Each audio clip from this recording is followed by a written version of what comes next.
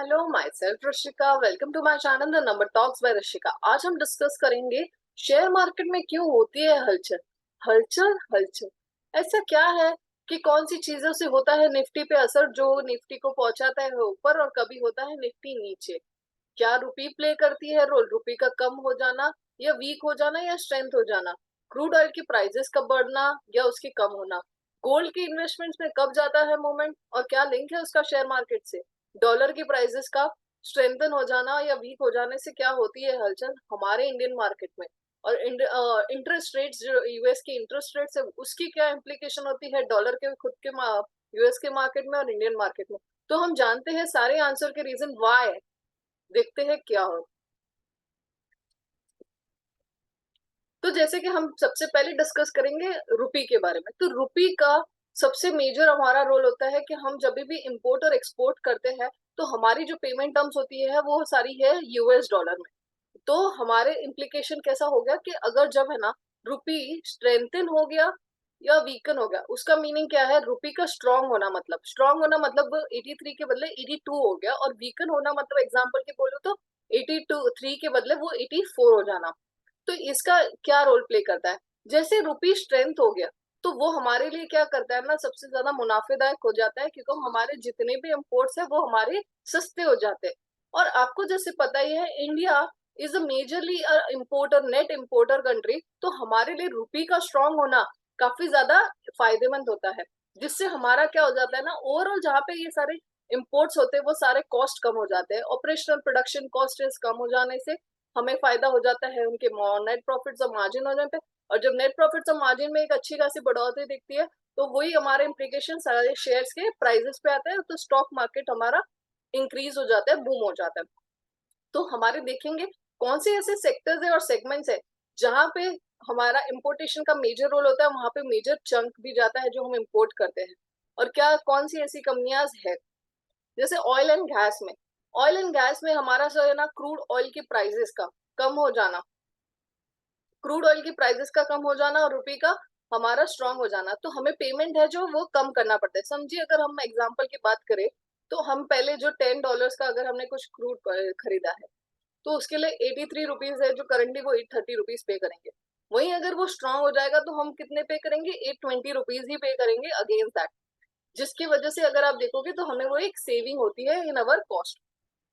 कौन सी ऐसी हमारी कंपनीज है जो ऑयल ये परचेस करती है, ONGC, HPCL, BPCL, IOCL, Adani gas, CPCL, ये सारी कंपनीज हमारी इंपोर्ट करती है और there are many other listed companies also. This are few of the example. Tyre companies में हमारा क्या होता है ना, मेजर जो कंपोनेंट टायर बनाने में लगता है वो होता है रबड़ और ऑयल। ये दोनों ही कंपोनेंट हम इंपोर्ट करते हैं, जिसके कारण से हमारे पे अगर रुपये का स्ट्रांग होना बहुत ज्यादा फायदेमंद होता है। तो कौन सी ऐसी कंपनीज है, अपोलो टायर्स, बीकेटी, एमआरएफ, सी, गुडियर, जीके टायर्स और ये और other tyre companies also. Paint जो है वहां पे हमारे ऑयल के ऐसे डेरिवेटिव यूज होते हैं, और पेंट बनाने में हमारा 40 to 50% कॉस्ट ऑफ दैट वो डेरिवेटिव्स को परचेस करने का ही होता है। अगर वो कॉस्ट हमारा कम हो जाता है तो ओवरऑल हमारी प्रॉफिटेबिलिटी बढ़ती है, प्रॉफिटेबिलिटी बढ़ती है तो शेयर मार्केट हमारा वो शेयर्स के प्राइसेस बढ़ते हैं। तो हमारी कौन सी ऐसी पेंट कंपनियां हैं, Asian Paint, Berger, Nobel, Indigo, Nerolac और एक्सवाइजेड और भी कंपनियां। फिर चौथा इम्प्लीकेशन हमें कहाँ देखने को मिलता है, एविएशन में। एविएशन में जैसे आपको पता ही है हमें सबसे ज्यादा एविएशन इंडस्ट्री को रन करे एविएशन फ्यूल की रिक्वायरमेंट होती है, और एविएशन जो हमें ना जो यूएस और यूके सारी ऐसी बड़ी कंट्रियों से हमें उन्हें लीज में लेते हैं, तो हमें उसको पेमेंट टर्म्स भी हमें डॉलर में ही करना होता है। तो डॉलर हमारा जब वीक हो जाएगा और रुपी बढ़ जाएगा तो हमें उसमें एक मुनाफा देखने को मिलेगा। तो वो होती है उस कंपनीज के नाम में आते हैं, स्पाइस जेट हो गया, इंडिगो हो गया, ये सारी कंपनियां। फिर थर्मल पावर में कैसा रोल प्ले करता है, थर्मल पावर में हम सबसे ज्यादा इंपोर्ट करते हैं कोल, और कोल को बर्न करके हम बनाते हैं, जनरेट करते हैं इलेक्ट्रिसिटी। तो ये सारे प्लांट की जैसे अगर बात करूं तो जब कोल इंपोर्टेशन हमारा सस्ता हो जाएगा तो हम उसको और प्लांटेशन इंक्रीज कर सकते हैं, बिकॉज हमारा एक certain amount of cost save होता है। इससे हमारे लिए आगे रिन्यूएबल एनर्जी जनरेशन काफी ज्यादा होता है। अब हम बात करेंगे कौन से ऐसे और सेक्टर्स है जिसका इम्प्लीकेशन आता है, जैसे सोलार कंपनीज। सोलार कंपनीज में आपको पता है द सोलार के जो पैनल्स होते हैं वो सारे ही हम इम्पोर्ट करते हैं फ्रॉम आउटसाइड इंडिया। तो वहां पे अब जो मेजर कंपनीज है जैसे कि सुजलॉन है, वी एनर्जी, उजास एनर्जी लिमिटेड और ऐसी उनके लिए तो कैसे पूरा सोलार का जो पैनल है, जब वो कॉस्ट कम हो जाएगा तो वो काफी ज्यादा फायदेमंद हो जाता है, as it's a lot of capital investment company. Logistic company में जैसे कि हम बात की, क्रूड ऑयल की प्राइसेस, जब सस्ता खरीद पा रहे हैं तो हमारे पेट्रोलियम प्राइसेस भी ऑटोमेटिकली रिड्यूस हो जाते हैं। तो पेट्रोल डीजल की प्राइसेस में फर्क आ जाता है, जहां से डिलीवरी, ब्लू डार्ट, वीआरएल और ऐसी सारी लॉजिस्टिक कंपनी को फायदा होता है। रॉयल्टी पेमेंट्स आपको पता ही होगा कि हम Jubilant, HUL, Nestle, Colgate, Domino's, ये सारी जगह, पिज्जा हट, मैकडोनल्ड्स, ये सारी के ना यहाँ पे हमारी एक सब्सिडीज है और इनकी मेन कंपनीज है फॉरेन में। तो वहां पे एक सर्टेन अमाउंट ऑफ यहाँ पे रेवेन्यू उनको जाता है, जिस वजह से जब हमें ये पेमेंट कम करना होता है तो ये कंपनीज के लिए काफी एक्सपेंसेस कम हो जाता है, जिससे प्रॉफिट जनरेट होता है, जो ओवरऑली हमारे स्टॉक मार्केट को इंक्रीज करता है। अब हम बात करेंगे रुपी का वीक हो जाना। जैसे कि मैंने आपको बताया, रुपी का वीक होना मतलब 83 से 84 रुपीज हो जाना, जिसका मीनिंग होता है कि हमें एक्स्ट्रा 1 रुपया पर डॉलर पे देना होता है। तो हमारे जब रुपी वीक हो जाती है तो ऐसे हम, जरूरी नहीं है कि हमेशा वीक होना नुकसानदायक होता है। वीक होने से हमारे कौन से ऐसे बहुत सारे सेक्टर है जहाँ प्रॉफिटेबिलिटी ज्यादा, वहां पे बहुत ज्यादा मुनाफा हो जाता है, जो हमारे ओवरऑल निफ्टी को भी बहुत ज्यादा इम्पैक्ट करती है। जैसे अगर हम देखेंगे, आईटी सेक्टर में एक बूम सा आ जाता है जब रुपी का गिरना हो जाता है। रुपी जब गिरता है तो आईटी सेक्टर के जैसे सारी वो ज्यादा एक्सपोर्ट करती है अपनी सर्विसेज को, तो उससे उन्हें मुनाफा होता है, क्योंकि उन्हें जब डॉलर डॉलर में पेमेंट मिलता है, उससे जब वो एक्सचेंज करते हैं तो इंडियन रुपी उन्हें काफी ज्यादा मिलती है उस कंपेयर में। तो ऐसी हमारी कौन सी ऐसी कंपनीज है जो हमारे निफ्टी 50 में भी रोल प्ले करती है, जैसे कि इंफोसिस और ये टीसीएस। तो ये सारी हमारी आईटी सेक्टर कंपनीज है, TCS, Infosys, Wipro, L and T, Mindtree, then Tech Mahindra, ये सारी टेक कंपनीज है जहाँ पे हमें इनको ग्रोथ देखने को मिलता है, स्टॉक मार्केट में इन पे बूस्ट दिखता है जैसे ही रुपये का गिरना होता है। और हमारी कौन सी फार्मा सेक्टर में हमें जैसे पता है, फार्मा इंडस्ट्री हमारी काफी ज्यादा वैक्सीन और ऐसे सारे ड्रग्स वो जो एक्सपोर्ट करती है, तो वहां पे उन्हें जब वो पेमेंट, और जैसे जैसे मैंने डिस्कस किया कि उन्हें वहां पे भी मुनाफा होता है, क्योंकि उन्हें पैसे ज्यादा मिलते हैं यहाँ पे कन्वर्ट होने पे। सन फार्मा हुई, डॉक्टर रेड्डी, सिप्ला, लुपिन, जाइडोस और टोरेंट, एल्केम, ये सारी फार्मास्यूटिकल कंपनीज है, और भी है इसके अलावा। तो ये सारे सेक्टर्स हम देख रहे हैं जिन्हें रुपये के गिरने से बहुत मुनाफा होता है एंड बेटर होता है उनका पोजिशनिंग। लाइक एग्जाम्पल मेटल अगर हम देखेंगे तो सबसे ज्यादा एक्सपोर्ट होता है हमारे इंडिया में, और जिससे हमें फायदा होने वाली जो कंपनीज है वो है Adani enterprise, Hindalco, Hindustan zinc, Jindal, JSW, Tata steel, Vedanta, ये सारी कंपनीज है जो मेटल में डील करती है और ये एक्सपोर्ट काफी ज्यादा करती है। Port and shipping company, port and shipping companies में कैसे फायदा होता है, जैसे पोर्ट और शिपिंग का जो रेंटल होता है वो हमें यहाँ यूज करने का, वो हमें डॉलर बेसिस पे मिलती है पेमेंट्स, तो वो हम काफी ज्यादा कन्वर्जन पे हमें सस्ता पड़ता है, इस वजह से ये हमारे लिए मुनाफेदायक होता है। तो Adani port, Cochin ship, great Indian shipping, Cochin shipyard extra etcetera, ये सारी कंपनीज है। ऑटोमोबाइल, फिर और ऐसे दो सेगमेंट्स है जैसे ऑटो कंपोनेंट्स, जो हम छोटे मोटे ऑटो कंपोनेंट्स जो एक्सपोर्ट करते हैं वो इंडस्ट्रीज को फायदा होता है, जैसे Tata Motors, Bajaj auto and Bharat forge. Textile में भी और जेम्स इंडस्ट्री में भी एक फायदा होता है। टेक्सटाइल में कैसा होता है, सारे यान और ये हम जो कॉटन हमसे एक्सपोर्ट करते हैं वो वाली में। और जेम्स एक्सपोर्ट में अगर मैं नाम लूँ तो राजस एक्सपोर्ट, जो हमारे यहाँ पे गोल्ड एक्सपोर्ट करते हैं। तो ये देखा जाएगा कि ओवरऑल अगर हम बात करें तो सिर्फ एक रुपये का स्ट्रॉन्ग और कम होने से स्टॉक मार्केट पे इम्प्लीकेशन नहीं होता है, बट ये वन ऑफ द रीजन होता है जिससे स्टॉक मार्केट के और ये सारे सेक्टर्स के स्टॉक पे एक अच्छा सा इम्पैक्ट देखने को मिलता है, जो कि पॉजिटिव होगा या नेगेटिव होगा एक शॉर्ट टर्मली हम डिसाइड कर सकते हैं, बट इसका इम्प्लीकेशन एक लॉन्ग टर्म नहीं होता है। ये ओवरऑल ही है ना, ये ओवरऑल है ना, इसे इम्पैक्ट को रिड्यूस कर देता है ओवर द टाइम में। ये एक शॉर्ट टर्म जरूर जरूर इसका इम्पैक्ट दिखता है, लेकिन ये सेटल डाउन हो जाता है। एंड दूसरे ऐसे बहुत सारे फैक्टर्स है, मैक्रो फैक्टर्स, जिसकी वजह से स्टॉक मार्केट इम्पैक्ट होता है। अब हम बात करेंगे क्रूड ऑयल की प्राइसेस में। तो क्रूड ऑयल की प्राइसेस का आपको पता ही है, क्रूड हमारे यहाँ पे तेल जो बहुत ही ज्यादा रिक्वायर होता है और हम बहुत ही ज्यादा उसे इम्पोर्ट भी करते हैं, क्योंकि हम सारी इंडस्ट्रीज रन करने के लिए, बहुत सारी ऐसी चीजें बनाने के लिए, लॉजिस्टिक्स यूज करने के लिए हमें सारे क्रूड ऑयल ही चाहिए थे, जिसे हम रिफाइन करके फिर पेट्रोल और डीजल भी बनाते हैं। तो हम जैसे देखेंगे कि क्रूड ऑयल की अगर प्राइसेस बढ़ जाती है तो उसका शॉर्ट टर्म में हमें एक इम्पैक्ट जो देखने को मिलता है वो होता है हमारे स्टॉक मार्केट्स का, निफ्टी का डाउन होना।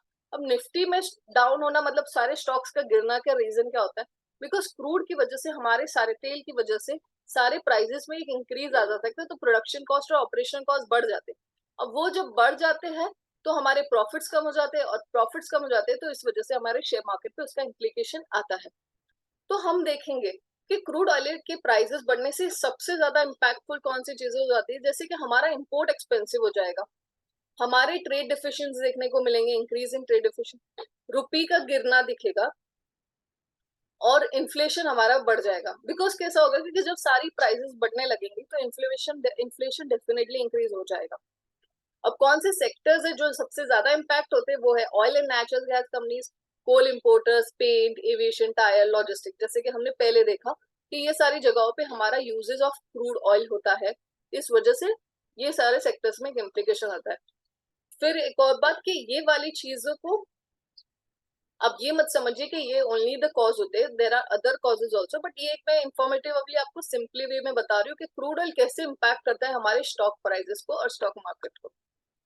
अब हम बात करेंगे डॉलर इंडेक्स की, बॉन्ड यील्ड, जो इंटरेस्ट रेट्स इन यूएस होते हैं, एफआईआई का क्या लिंक है हमारे स्टॉक, ये सारे एक दूसरे से कैसे लिंक्ड होते हैं एंड इसके इम्प्लीकेशन हमारे स्टॉक मार्केट में कैसे देखने को मिलते हैं।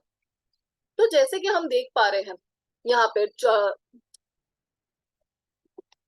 अगर हम देखेंगे तो जैसे कि ना डॉलर में एक बढ़ोतरी आती है, तो डॉलर का स्ट्रेंथनिंग होना, मतलब अगर आप देखोगे तो हमारा रुपी का वीकनिंग होना होता है। अब डॉलर स्ट्रेंथ हुआ, रुपी वीक हुआ, तो हमने देखा कि कहाँ कहाँ इम्प्लीकेशन आते हैं, कौन से सेक्टर में इम्प्लीकेशन आता है।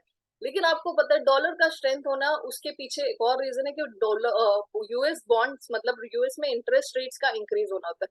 तो अगर आप जैसे देखोगे यहाँ इंक्रीज ट्रेंड दिख रहा है, तो यहाँ एक हमें डाउनफॉल देखने वाली, अगर यूएस में इंटरेस्ट रेट्स डाउन हो जाते हैं तभी है ना रुपी के और डॉलर इंडेक्स में एक इंक्रीज देखने को हमें मिलता है।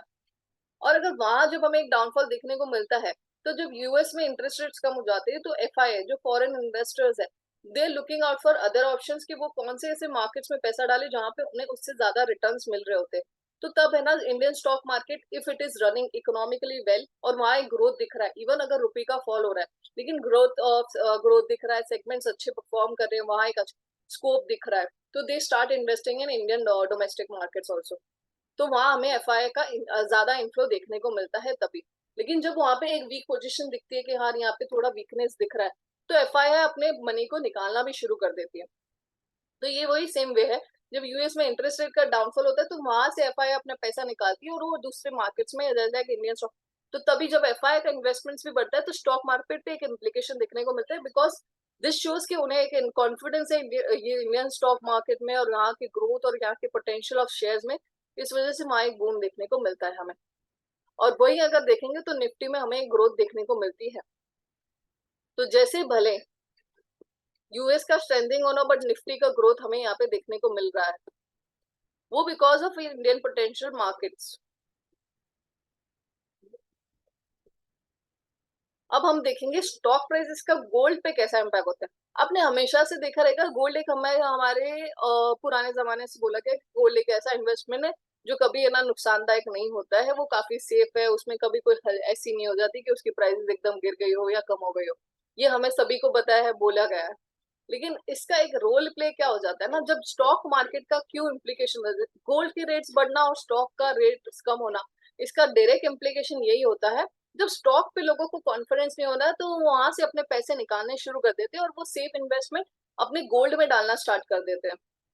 तो जब गोल्ड में अचानक से डिमांड बढ़ जाती है तो फिर उसकी प्राइसेस हमारी बढ़ने लग जाती है। तो ये की रीजन है कि गोल्ड हमारा है जो कि काफी हायर रेट पे पहुंच जाता है, बिकॉज ऑफ एक्सेसिव डिमांड जो एकदम से जनरेट हो जाती है, बिकॉज सर्टन टाइम जब स्टॉक्स प्रॉपरली नहीं चल रहे मार्केट में, ऐसी कंडीशंस है कि पीपल एकदम कॉशियस हो जाते हैं कि वेदर नॉट टू इन्वेस्ट, अभी और फॉल हो सकता है, ये हो सकता है, तो वो लोग कॉशियस में एक बिहेवियर लेते हैं, वहां पे सेलिंग स्टार्ट कर देते हैं और यहाँ पे गोल्ड की बाइंग स्टार्ट कर देते हैं।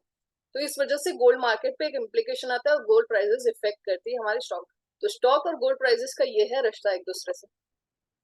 सो थैंक यू, आपको मेरा कंटेंट अच्छा लगा होगा, ऐसे और कंटेंट्स मैं लेके आऊंगी। और आप मेरी प्री और पोस्ट वीडियो मत देखिए, वहां पे मैं हमेशा एक सजेशन देती हूँ कि निफ्टी का मूवमेंट कैसा रहेगा एंड हमारे कौन से स्टॉक की रहेगी आज क्या परफॉर्मेंसेज और क्या रहेंगे down. And thank you so much, do like and subscribe my channel and share to everyone.